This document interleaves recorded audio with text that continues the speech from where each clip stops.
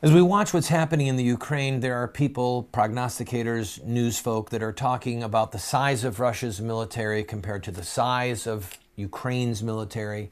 Russia has some 845,000 men in arms, but at least 220,000 of them are around the area where they could be mobilized quickly to go into Ukraine. They have some 800 plus tanks in the area, 220 aircraft, including high-tech fighters as well as helicopters, compared to 139,000 troops in Ukraine and 1 million reservists. And they're trying to do this tit for tat. It's absurd, okay? The Russian military could roll into Ukraine. And yes, there would be fighting, and yes, there would be resistance, but the machinery of war is going to be in favor of the Russians.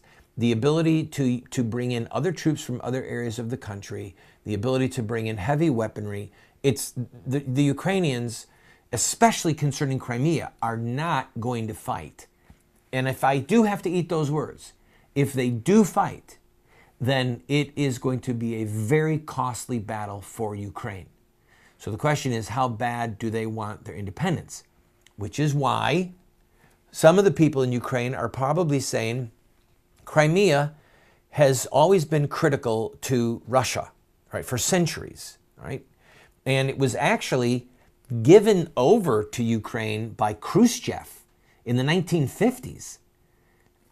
Because at that point, Ukraine was one of the Soviet satellites, and it was a foregone conclusion to the leaders of the Soviet Union that Ukraine would always be their puppet. So for whatever political and public relations reasons they had in the 1950s, the Soviet leaders gave it to the Ukrainians, and it was still under Russian control. When the Soviet Union broke up, the Soviet Union allowed Crimea to stay in Ukraine, but they leased the naval base where their ships are.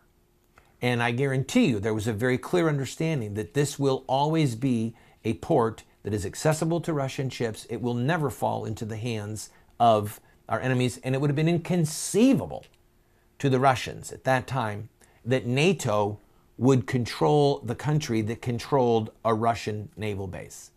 Inconceivable. So, what can we look forward to? You may remember in 2008, there was a very quick war, about 5 days or so, where there were some regions in Georgia. You can see the map here. There were elements in these areas that were trying to break free from Georgia, and Russia said, no, not going to happen. So South Ossetia and Abkhazia were born. Both of these nations have been recognized as nations by the Russians, and no other nation in the world that I know of at this point has even recognized them as nations. And when the Russians recognized them, it went something like this. Da, I recognize you. You're my cousin. I put you in power. Bring the vodka over. I love the spam meat. All right, I'm joking. Sorry. Couldn't resist a little humor.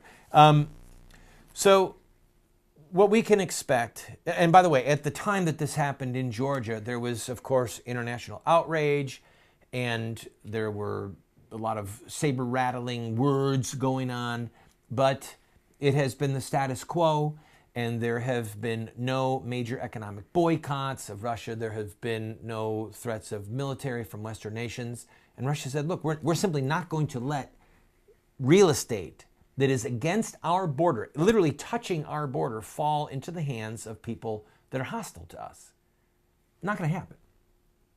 I mean, if some freak of nature happened and Canada was to have a coup and fall into the hands of some Islamic militants, we're not going to let that happen. Not going to happen. We're not going to let Puerto Rico fall into the hands of people that are hostile to us. So we can at least understand Russia's belligerence. And we'll see what happens, but my guess is, my hope is that there will be no bloodshed. You can see this image of an Orthodox priest coming to bless the Russian troops, but ask them to not invade. And again, I say fortunately, as of this taping, there has been no bloodshed. I have to admit, though, I don't like Putin saying that he is there to protect ethnic Russians. And the reason I don't like it is because that's what Hitler said before he took Austria and the Sudetenland, which was a part of Czechoslovakia of that time. That led to World War II. Let's hope nothing gets out of that control and that Russia's appetite for its own security and for its gas pipelines can be quickly satisfied. Lord have mercy. Oh, by the way, we did bring one big heavy club to bear to the party against the bear. The G8, at least 7 of the nations said, that's the group of 8, said, we're not going to Sochi. We're not going to have our big economic summit in Sochi. Forget about it. I'm sure that Putin is crying over that one. He got Crimea. I'll be right back. This is the Voice of Resistance.